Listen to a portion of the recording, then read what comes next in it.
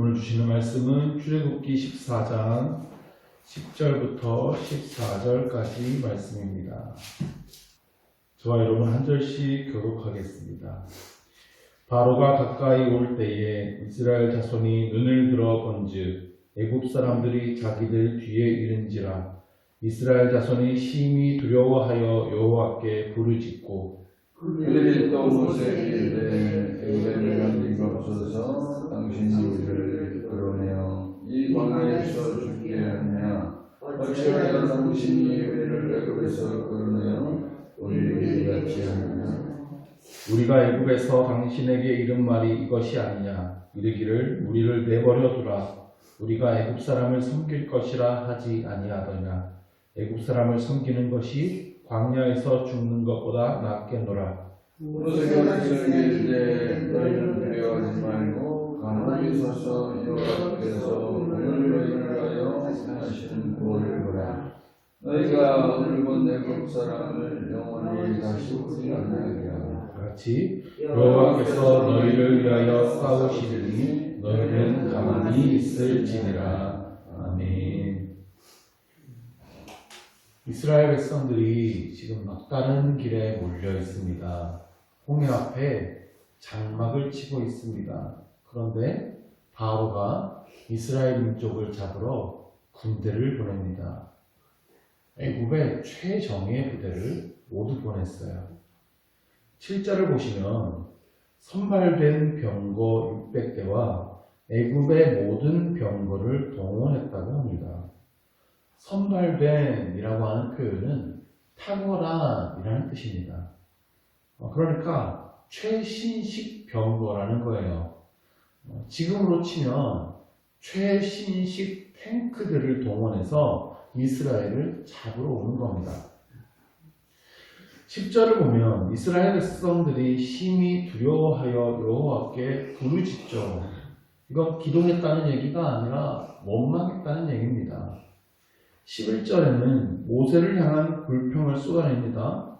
애굽에 매장지가 없어서 우리를 여기로 이끌어왔냐는 거예요. 우리가 다 여기서 지금 죽게 됐다는 거죠. 당신 때문이라는 겁니다. 12절에는 우리를 내버려두라고 하지 않았느냐. 아니, 죽는 것보다는 애굽 사람 섬기는 게 훨씬 낫지 라고 말합니다. 아직 이스라엘 백성들은 노예 근성에서 벗어나지를 못했습니다. 충분히 그냥 노예 생활하면서 착취당하면서 살겠다는 것이죠. 이런 겁니다. 내가 괜히 예수 믿어가지고 우리 집안에 우환만 생기고 특별히 잘 되는 일도 없고 무슨 큰 덕을 보는 것도 아닌데 그럼 차라리 안 믿고 말지 이게 무슨 일이냐. 하나님의 은혜와 예수 그리스도의 구속의 의미를 잘 모르니까 이러는 겁니다. 모세는 이런 백성들의 반응에 대답을 합니다. 첫 번째로는 13절 말씀에 모세가 백성에게 이르되 너희는 두려워하지 말라고 말씀합니다. 이것은 두려워하는 백성들을 나누라는 말이 아닙니다. 왜 안 두렵겠습니까? 두렵죠. 목숨이 위태로운데요. 지금 눈 앞에 보이는 것은 홍해바다요. 뒤에는 애굽의 병거 아닙니까? 내 생명을 뺏길 수 있는 실제적인 위협이 찾아오고 있습니다. 누구나 이런 상황에는 두렵습니다. 그런데 여기서 두려워하지 말라고 하는 것은 걱정하지 말라는 겁니다. 그 두려움을 하나님께서 무색하게 만들어주겠다는 거예요. 하나님께서 이스라엘과 함께 계십니다. 하나님께서 이스라엘을 위하여 싸우실 것입니다. 하나님은 지금까지 이스라엘 민족들을 위하여서 싸우셨습니다. 애굽을 10가지 재앙으로 벌하셨잖아요. 애굽을 그렇게 치시면서 이스라엘 민족은 구별해 내셨습니다. 그 하나님을 믿는다면 이스라엘 백성들은 이 상황 속에서도 두려워할 게 없는 거예요.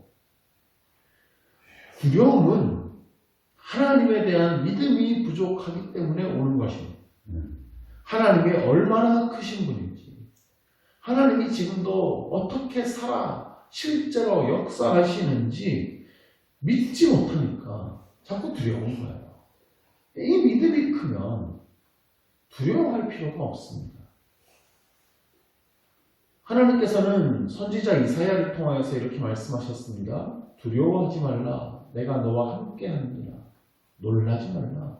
나는 내 하나님이 됩니다. 두려워할 필요가 없어요. 온 세상을 창조하시고 다스리시는 그 하나님이 나의 하나님이 되신다는 것을 믿으면 두려워하지 않을 수 있는 거예요. 그 하나님이 나와 함께함을 믿으면 두려움은 떠나가는 것입니다. 다시 13절을 봅시다. 두려워하지 말고 그 다음에 가만히 서서라고 했습니다. 사람이요, 이런 상황에서 가장 하기 힘든 게 가만히 있는 겁니다. 어떻게 가만히 있습니까? 지금 엄청나게 급박한 상황이에요. 가만히 있다가는 죽게 생겼어요. 뭔가 빨리 방법을 찾아야죠. 피하든지, 아니면 뭐 항복을 하든지, 아니면 뭐 싸울 준비를 하자 그러든지, 뭔가 해야지 어떻게 가만히 있습니까? 그런데 모세는 지금 이 상황에서 이스라엘 백성들에게 가만히 서 있으라고 말합니다.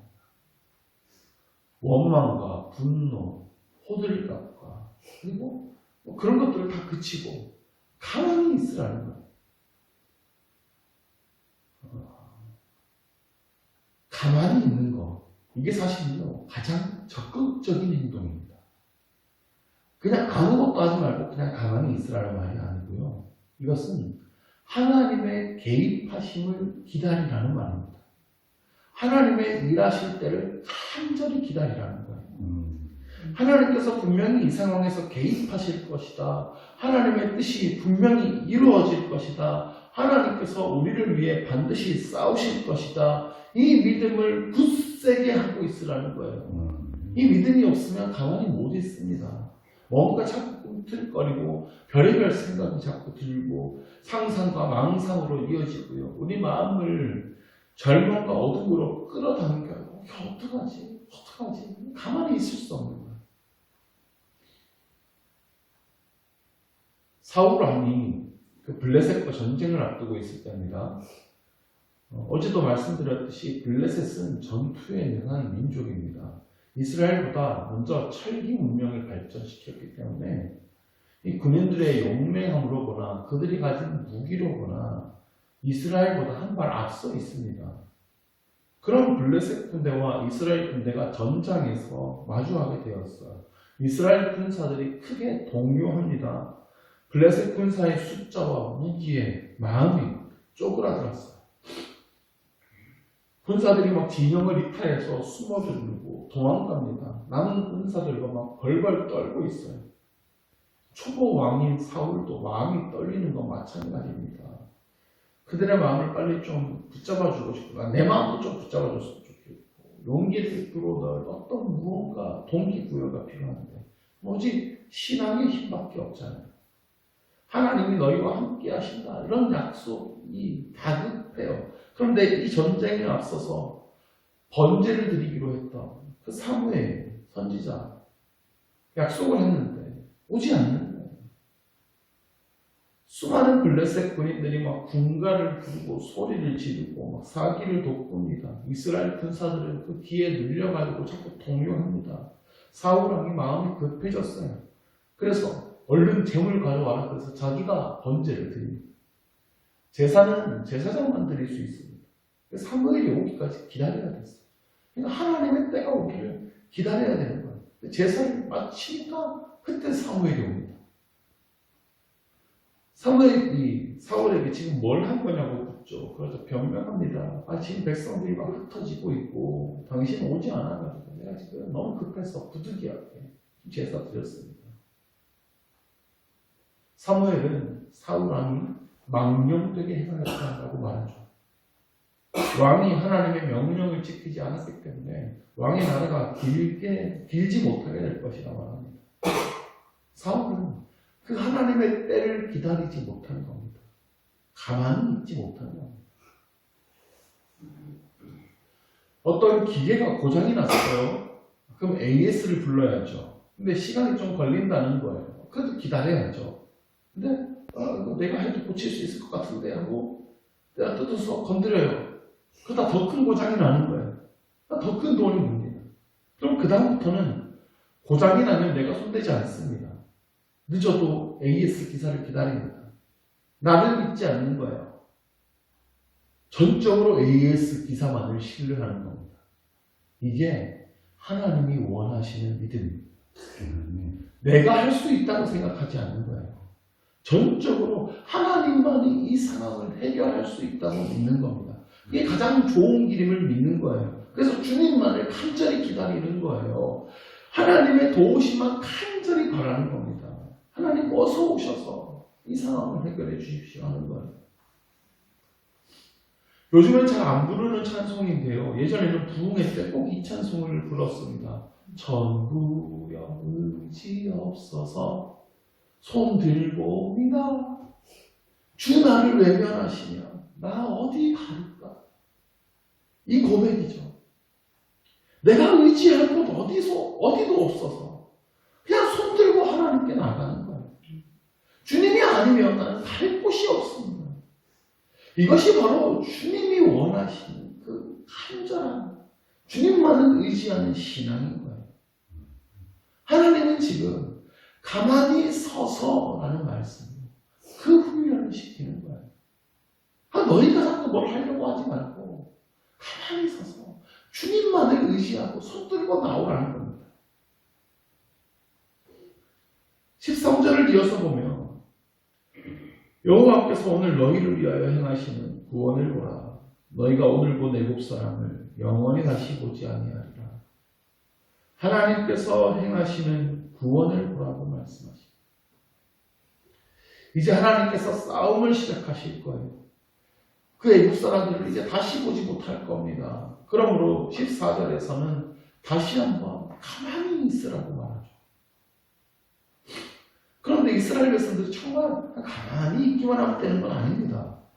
불안해하지 말고 하나님의 일하심을 기다리고 굳게 믿고 의지하라는 것이죠. 그들이 그래서 해야 할 일이 있어요. 15절 말씀을 보시면 모세가 이스라엘 자손에게 명령하여 앞으로 나아가게 합니다. 앞으로 나아가야 돼요. 근데 앞에 뭐가 있습니까? 홍해 바다가 있어요. 근데 짐을 싸들고 그 홍해 바다 앞으로 나가는 겁니다. 무모한 일이죠. 그때 이스라엘 백성들 앞에서 가던 구름 기둥이 뒤로 옮겨갑니다. 애굽과 이스라엘 사이를 그 구름 기둥, 불 기둥이 막아섰는데요. 20절의 표현을 보시면 애굽 진영에는 구름과 흑암이 있게 됐습니다. 그런데 이스라엘 진영에는 밤이 밝습니다. 9번째 재앙이 흑암 재앙을 기억하게 하죠. 밤새도록 애굽 군대가 가까이 오지 못합니다. 너무 어두워서요. 모세가 바다 위로 손을 내밉니다. 그러자 큰 동풍이 밤새도록 불어서 바닷물을 물러가게 합니다. 동풍은 광야에서 불어오는 뜨거운 바람이에요. 그 뜨거운 바람이 불어오니까 바닷물만 물러갈 뿐만이 아니라 그 땅도 건조해지겠죠. 이스라엘 자손들이 바다 가운데를 육지처럼 건너가게 됩니다. 물은 좌우에 벽이 되었어요. 홍해가 갈라지는 그 장면들을 그린 성화들을 많이 봤는데요. 이거 그림처럼 좁게 갈라지지 않았다고 그랬습니다. 이렇게 좁게 갈라지면 200만 명이 하룻밤 사이에 다 못 건너갑니다. 눈앞에서 물이 완전히 다 사라지는 겁니다. 또한 이스라엘 백성들이 밤에 홍해를 건넜다는 거예요. 낮 배경으로 그려진 그림들이 있는데 그 성경을 잘 모르는 겁니다. 이스라엘 백성들은 밤에 홍해를 건넜습니다. 24절 말씀을 보시면 새벽에 여호와께서 불과 구름 기둥 가운데 애굽 군대를 보시고 자 새벽에 애굽 군대도 홍해로 들어온 겁니다. 밤새 이스라엘 백성들이 건너갔고 새벽이 됐을 때 애굽의 군대도 홍해로 이제 들어왔는데 그러자 하나님께서 애굽 군대를 막 어지럽게 하셨어요. 병거의 바퀴가 막 벗겨집니다. 그래서 애굽 군사들이 두려움에 빠져요. 이거 하나님께서 지금 그들을 위해서 싸우시고 계십니다. 우리 딱 도망가야 되겠다. 그러죠. 이스라엘 백성들이 홍해를 다 건너자 모세가 손을 바다 위로 다시 내밉니다. 그러자 물이 다시 흘러요. 27절 말씀을 보시면 역시 새벽이 되어 바다의 힘이 회복됩니다. 자, 이스라엘 백성들이 완전히 구원받은 그 시간은 해가 돋는 새벽이었어요. 그동안 이스라엘 백성들은 캄캄한 어둠 가운데서 살아가고 있었어요. 그런데 이제 새벽이 되었네요. 새로운 해가 돋았습니다. 하나님의 구원의 빛이 비춰지고 있습니다. 새 아침이 밝았어요. 여러 번 말씀드렸듯이 아침에 새로운 일이 시작되는 하나님의 날입니다. 우리의 인생도 어둠과 같은 시기를 보낼 수 있습니다. 그러나 새벽은 반드시 옵니다. 하나님의 구원의 때는 반드시 옵니다. 우리는 그 구원의 날을 간절히 기다려야 하는 것입니다. 믿음으로, 기도함으로 기다려야 돼요. 시편 130편을 보면 이런 고백이 있어요. 파수꾼이 아침을 기다림보다 내 영혼이 주를 더 기다리나니.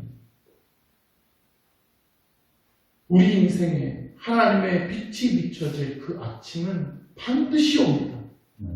파수꾼처럼 그 아침을 간절히 기다려야 돼요. 하나님께서 우리를 위해 싸우시고 놀라운 구원을 베푸실 그 아침은 반드시 옵니다. 그날까지 우리는 밤을 두려워하지 말고 가만히 서서 하나님의 나를 기다려야 되는 거예요.